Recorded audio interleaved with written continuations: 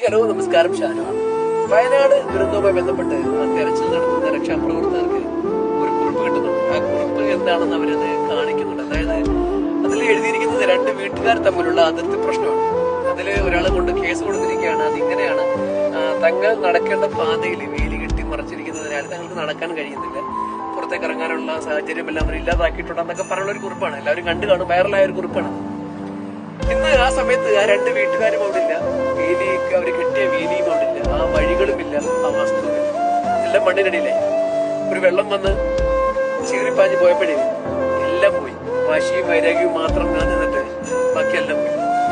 നമ്മൾ ഇന്ന് ജീവിക്കുന്ന നമ്മളുടെ വീട്, വസ്തു, അല്ലെങ്കിൽ നമ്മൾ ഉപയോഗിക്കുന്ന വണ്ടികളൊക്കെ ഒരു 50-60 വർഷം കഴിയുമ്പോഴത്തേക്ക് അത് ആരാണ് യൂസ് ചെയ്യുന്ന പോലും നമുക്കറിയില്ല.